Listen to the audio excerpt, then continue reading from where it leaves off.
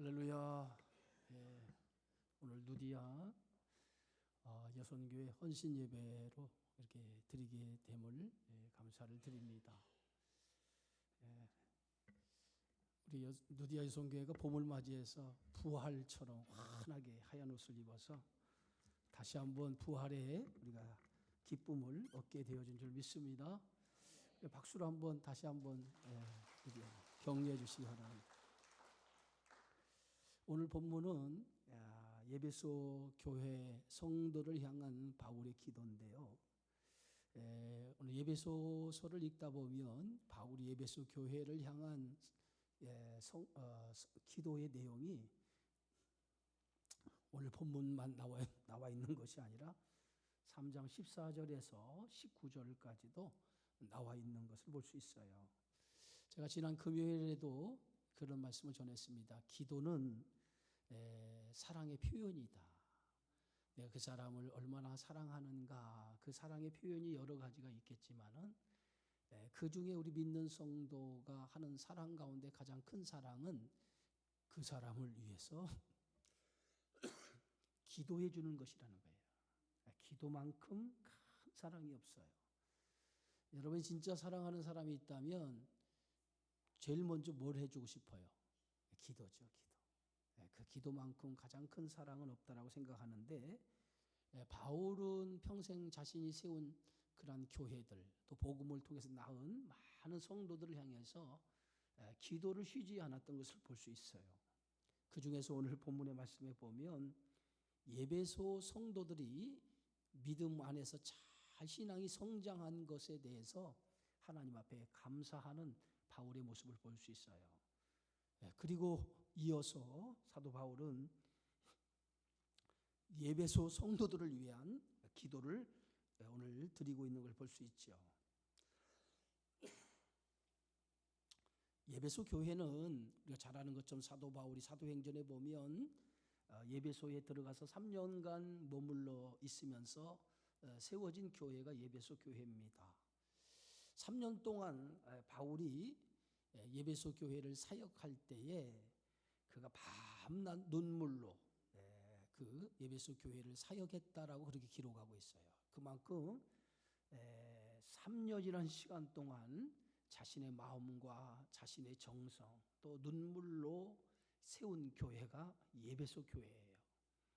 그런 예배소 교회를 떠나면서 바울은 밀레노라고 하는 지역에서 예배소 장로들을 초청해서 그곳에서 자신이 떠나면서 그 예배소 장로님들에게 부탁한 그 부탁의 말씀이 있는데, 그 부탁의 말씀이 어떤 말씀이냐면 사람의 영향력에 의해서 움직이는 교회가 아니라 하나님의 말씀이 움직이는 교회가 되도록 힘써 주시기 바랍니다 라고 하는 그런 부탁을 했던 것을 볼 수 있어요. 사람의 영향력, 그것이 교회를 움직이는 것이 아니라 하나님의 말씀이 교회를 움직이는 교회, 그런 교회가 되기 위해서 우리 장로님들이 힘을 써달라고 부탁했던 것을 보게 되어지죠. 교회는 그 교회의 머리는 누구예요? 그리스도죠. 그래서 교회가 그리스도가 교회의 머리이기 때문에 예수님 중심으로 움직이는 교회가 돼야 돼요. 그럼 예수님 중심으로 움직이는 교회는 어떤 교회일까요? 그게 바로 하나님의 말씀에 의해서 움직이는 교회가 돼야 된다는 거예요. 아무리 세상에 영향력을 가진 사람이라 할지라도 교회에 와서는 하나님의 말씀에 순종해야 돼요. 그래서 그 말씀의 순종함을 통해서 교회가 하나님의 뜻을 이루어가는 교회가 건강한 교회고, 그런 교회가 바로 하나님이 원하시는 교회가 되어지는 줄 믿습니다. 그래서 바울은 이제 예배소 교회를 떠나서 나중 예배소 교회에 대한 소식을 전해 듣게 되어지죠. 그 소식을 전해 들을 때 바울은 너무도 감사했던 것을 보게 되어지죠. 그게 1장 15절 16절이에요. 이로 말미암아 주 예수 안에서 너희 믿음과 모든 성도를 향한 사랑을 나도 듣고 내가 기도할 때 기억하며 너희로 말미암아 감사하기를 그치지 아니했다라고 말합니다. 여러분, 바울은 에베소 교회 3년 동안 눈물로 양육했던 그 교회를 떠났지만은 후에 에베소 교회에 대한 소식을 전해 듣게 되었다는 거예요. 그 소식을 전해 들을 때에 대단히 마음에 흡족하고 기뻐했다는 거예요. 그 이유가 어디 있습니까? 그들의 믿음이 성장했다는 거예요. 그리고 그들이 그 믿음 안에서 사랑을 행한 것을 들었다는 거예요. 그 믿음이 성장하고 믿음 안에서 사랑을 행한 것을 들었을 때에 바울은 너무도 기뻐했다는 거예요. 여러분 3년 동안 에베소 교회를 향해서 눈물로 수고하며 눈물로 그 교회를 세웠던 사도 바울이 이렇게 에베소 교회의 소식이 좋은 소식을 들었을 때에 바울 사도는 얼마나 기뻤겠어요. 목회자로서의 최고의 보람이 뭡니까? 그것은 성도들의 믿음이 성장하는 거예요. 그죠? 어린아이처럼 있던 믿음이 성장해서 장성한 분량에 이르기까지 신앙이 성장하는 것, 그것이 목회자에게는 가장 큰 보람이고 어떻게 보면 그것이 목회자에게는 자랑이 될 수 있다고 하는 거예요. 그런데 오늘 에베소 교회의 성도들의 소식을 들어보니까 그들의 믿음이 성장했다는 거예요. 그래서 믿음이 성장해서 그 믿음 안에서 많은 사랑을 행하는 그러한 교회가 에베소 교회가 되어졌다는 거예요. 여러분 신앙은요 항상 두 가지가 균형 있게 성장을 해야 돼요. 하나는 믿음이죠. 믿음이 성장해야죠. 여러분 신앙생활 하면서 믿음이 성장하지 않으면 그 믿음은 뭐예요? 죽은 믿음인 거예요. 믿음이 성장해야 돼. 계속해서 꾸준히 믿음이 성장해서 그 믿음의 깊이가 더 깊어지는 성도가 되어져야 하나님이 기뻐하시고 그 믿음이 깊어지는 것만큼 주의 일을 감당할 수 있어요. 그런 성도가 되어지기를 바랍니다.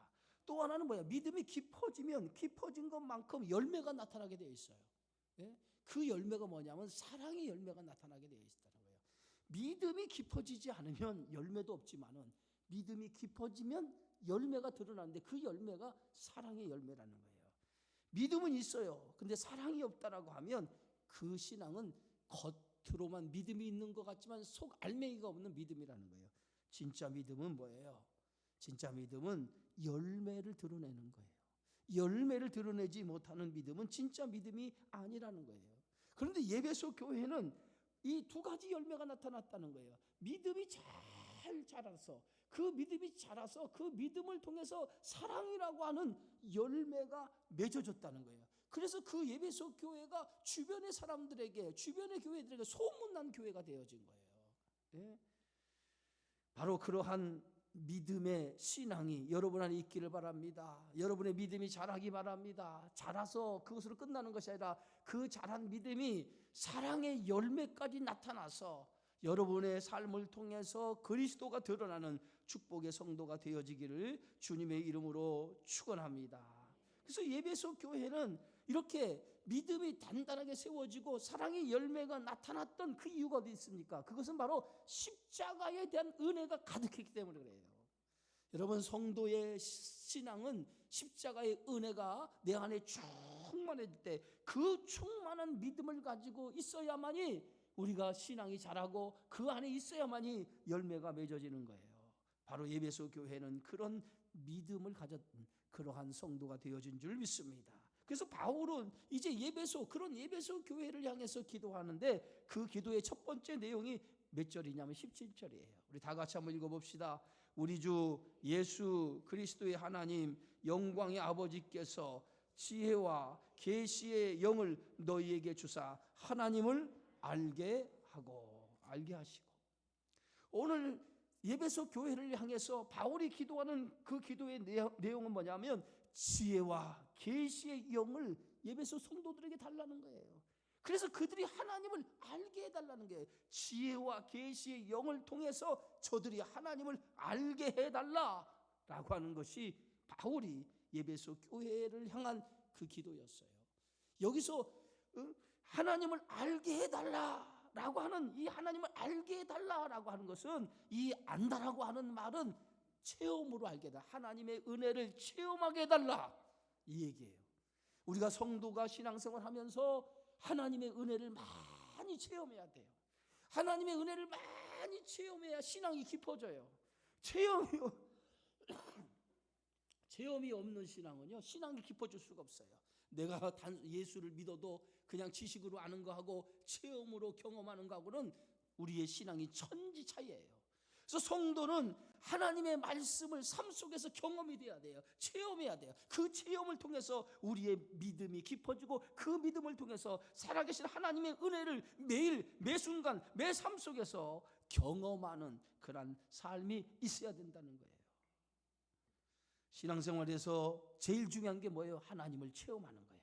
그냥 아는 것이 아니라 체험할 때에 우리는 하나님에 대한 더 깊은 만남이 있을 줄 믿습니다. 여러분, 우리도 많은 인간관계를 가져요. 신앙생활 안에서 성도들 간의 인간관계를 갖지만 교회 밖에 나가서도 세상 사람들과 인간관계를 갖습니다. 그 중에서 그 인간관계를 갖는 속에서도 두 가지로 나눌 수 있어요. 깊게 인간관계를 갖는 사람이 있어요. 나의 속마음까지 털어놓고 얘기할 수 있을 정도의 인간관계를 갖는 사람이 있어요.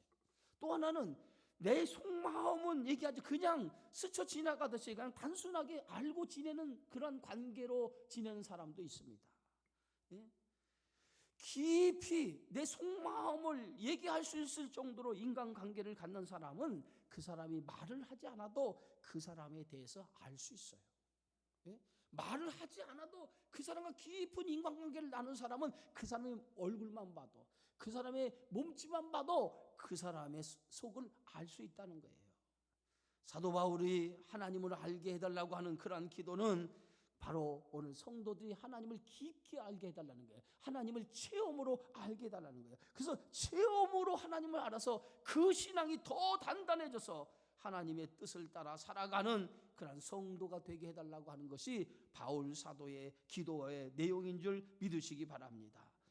두 번째 바울 사도가 기도하는 그 기도는 오늘 성경 말씀에 보면 18절 19절이에요. 다 같이 한번 읽어봅시다. 18절 19절 말씀. 너희 마음에 눈을 밝히사 그의 부르심의 소망이 무엇이며 성도 안에서 그 기업의 영광의 풍성함이 무엇이며 그의 힘의 유력으로 역사하심을 따라 믿는 우리에게 베푸신 능력의 지극히 크심이 어떠한 것을 너희로 알게 하시기를 구하노라. 세 가지를 얘기하고 있어요. 바울이 오늘 예배에서 성도를 향해서 기도할 때에 세 가지를 얘기하는데, 첫째는 뭐냐? 부르심의 소망이 무엇인지 알게 해달라는 거예요. 한번 따라합시다. 부르심의 소망이 무엇인지. 두 번째는 기업의 영광의 풍성함이 무엇인지예요. 다 따라합시다. 기업의 영광의 풍성함이 무엇인지. 세 번째는 베푸신 능력의 크심이 무엇인지예요. 따라합시다. 베푸신 능력의 크심이 무엇인지. 이 세 가지를 알게 해달라는 거예요. 부르심의 소망과 기업의 영광의 풍성함과 베푸신 능력이 얼마나 큰지, 이 세 가지를 바울은 에베소 교회 성도들이 알게 해달라라고 이렇게 기도하고 있는 걸 볼 수 있어요. 여러분, 부르심의 소망이라는 게 뭐냐면 하나님이 나를 하나님의 자녀로, 하나님의 백성으로, 주의 사명자로 불렀다고 하는 소명의식이에요. 소명. 이 콜링이죠. 하나님이 나를 부르신 이 콜링, 이 사명이 있어야 돼요. 우리가 이제 목사 안수를 받게 되면 목사 안수 받는 과정 속에서 과정과 자격이라고 하는 것을 봐요. 과정은 뭐냐면 시험을 보는 거예요. 목사가 되기에 합당한 실력을 가지고 있나, 성경의 지식이라든가 신학적인 지식이 그만큼 있는가를 시험을 통해서 보게 되어져요. 그 시험을 통과하면 그 다음에 자격을 봐요. 목사로서 합당한 자격이 있는가를 보게 돼요. 그런데 합당한 자격이 있는가를 볼 때 가장 먼저 물어보는 그 질문이 뭐냐면 하나님의 부름에 대한 소명이 있습니까? 라고 물어봐요. 하나님이 나를 부르신 부름에 대한 소명이 있습니까? 라고 물어봐요. 그 부름의 소명에 멈칫하거나 주저하거나 대답하지 못하면 자질이 없는 거예요. 하나님께서 당신을 목사로 세우시는 것을 믿습니까? 라고 물어볼 때 아멘 하고 주저없이 하나님은 나를 주의 종으로, 하나님의 종으로 불렀다라고 하는 이러한 소명이 분명히 있어야 돼요. 그게 뭐예요? 하나님의 부르심에 대한 소명이에요. 여러분, 바울이 쓴 13편의 서신을 가만히 보세요. 13편의 서신의 첫머리에 뭐라고 썼냐? 그리스도 예수 그리스도의 종, 나 바울은 하나님의 은혜로 사도로 부르심을 받아 이렇게 써 있잖아요. 언제나 바울 사도가 쓴 서신에 보면 하나님께서 자신을 사도로 부르셨다라고 하는, 그리스도의 종으로 불렀다라고 하는 신앙 고백이 맨 첫머리에 나와 있어요. 이게 뭐냐면 하나님이 자기를 종으로 불렀다는 거, 사도로 불렀다는 신앙의 고백이거든요. 여러분도 이런 고백이 있어야 될 줄 믿습니다. 주님이 나를 하나님의 종으로, 하나님의 백성으로 불러주셨다고 하는 그러한 소명이 있어야 돼. 그 소명을 가지고 있을 때에 우리가 하나님의 뜻을 위해 살아갈 수 있는 거예요. 하나님께서 우리를 부르신 것은 우리를 구원하시기 위해서 부르셨지만, 또 하나 하나님 우리를 부르신 이유 중에 하나가 뭡니까? 하나님의 일을 하기 위해서 하나님의 일꾼으로 부르셨다는 거예요. 그런데 하나님의 일꾼으로 불렀기 때문에 우리는 거기에 대한 소명이 있어야 된다는 거예요. 여러분, 23살에 한국에 선교사로 와서 9달 만에 생명을, 하나님 앞에 생명을 드리고 떠난 선교사가 있었어요. 그 선교사 이름이 루비 캔들이라고 하는 미국 선교사인데, 1907년 9월 텍사스주 예배 청년회로 후원을 얻어서 한국의 선교사로 파송을 받았어요. 그때 나이가 23살이었어요. 23살. 루비 캔들이라는 여성인데, 한국에 와서 9개월이 못 되는 1908년 6월 19일에 병을 얻어요. 그래서 그 병을 얻어가지고 결국은 23살의 젊은 날에 한국 땅에 밟은 지 9개월 만에 세상을 떠나고 맙니다. 그의 시신이 지금 양화진, 지금 외국인 묘지에 안장이 되어 있어요. 그런데 그가 죽기 전에 그녀의 가족에게 보낸 편지에 이렇게 써 있었어요. 만일 내가 줄 수 있는 1000개의 생명이 있다면 그 모든 생명을 조선에게 주겠노라. 그는 그 편지에, 죽기 전에 편지에 나에게 1000개의 생명이 있다면 그 1000개의 생명을 다 조선을 위해서 주겠다는 거예요. 그것이 23살의 젊은 여성이 이 한국에 와서, 조선이란 땅에 와서 9개월 만에 병을 얻어 죽었지만 그는 이 땅에 선교사로 보낼 때 그러한 마음을 가지고 하나님의 부름에 의해서 살다가 순교했다는 거죠. 이러한 소명의 의식이 여러분에게 있어야 우리가 어떤 하나님의 자녀로서 우리가 하나님 부르신 그 부름의 뜻을 향해 나갈 때 어떤 어려움이 있어도 그것을 견디고 이길 수 있는 힘이 거기에 있는 줄 믿습니다. 그래서 오늘 헌신 예배 드리는 성도들도 마찬가지예요. 헌신이라는 건 뭡니까? 내가 하나님 앞에 나를 드리는 거예요. 그 드리는 것이 뭐예요? 드리는 것의 시작이 뭐예요? 부름에 대한 확신을 가지고 그 확신을 통해서 하나님 앞에 헌신하는 것이 바로 헌신인 줄 믿습니다. 부름의 소망이 무엇인가를 확실히 알고 그 부름에 대한 믿음을 가지고 살아가기를 주의 이름으로 축원합니다. 또 하나는 뭐예요? 기업의 영광의 풍성함이 어떠한지를 깨달아 알게 해달라라고 하는 것이 바울의 기도였어요. 기업의 풍성함이라고 하는 게 뭐냐면 영적인 풍성함이 어떤 것이냐, 우리가 예수를 믿고 영적인 기업이 어떤 기업을 얻는 것이냐, 그것에 대한 확실한 믿음을 가지고 살아갈 때 육신적인 것을 가지고 살아가지 않고 영원한 것을 위해서 살아가는 성도가 될 수 있다는 거예요. 하늘의 것들에 대한 강한 믿음을 가진 성도는 육신의 것 때문에 흔들리지 않습니다. 하늘의 것에 대한 믿음이 있는 사람은 세상 것 때문에 흔들리지 않는다는 거예요. 예수님의 비유 가운데 어떤 농부가 남의 밭에 가서 일을 하다가 보화를 발견하죠.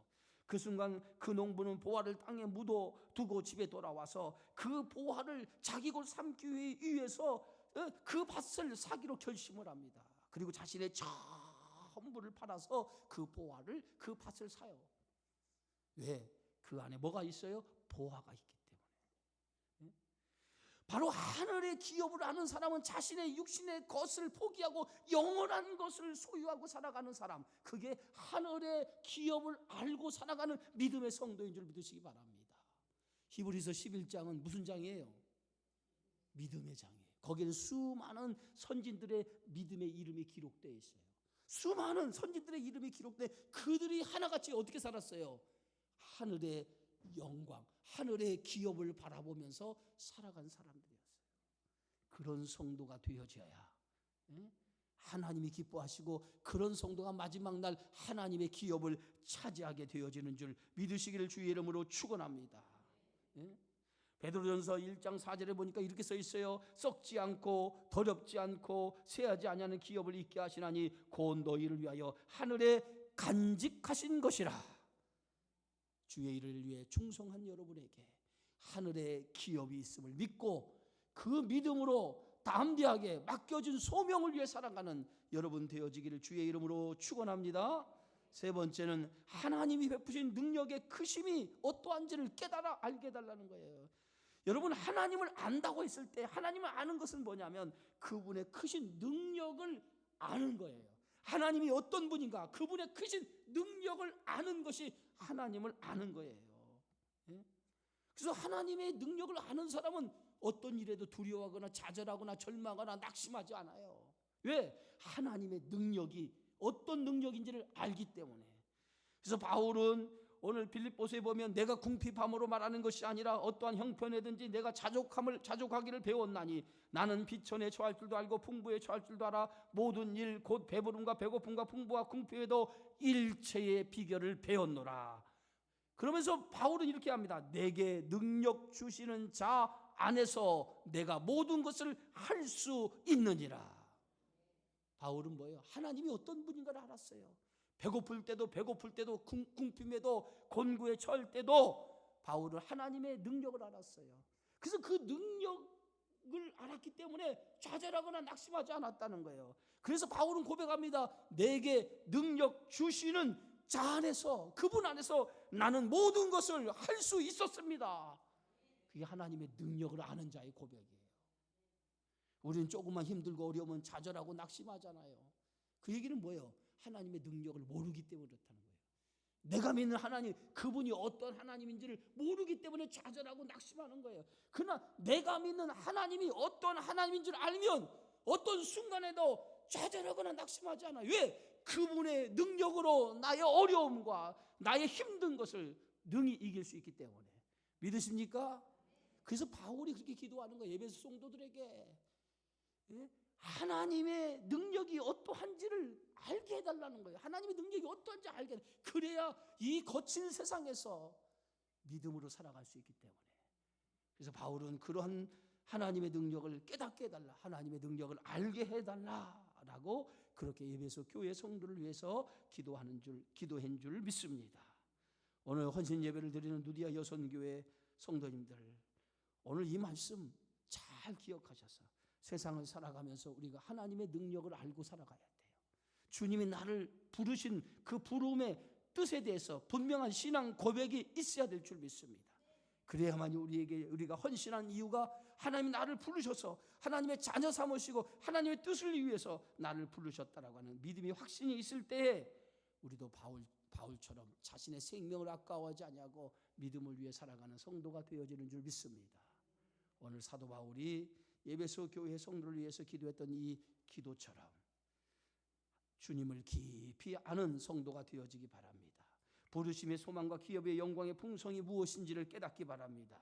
하나님이 베푸신 능력의 크심이 얼마나 큰지를 알기를 바랍니다. 그래서 그리스도의 능력으로 세상을 능히 이겨나가는 복 있는 귀한 성도들이 되어지기를 주의 이름으로 축원합니다.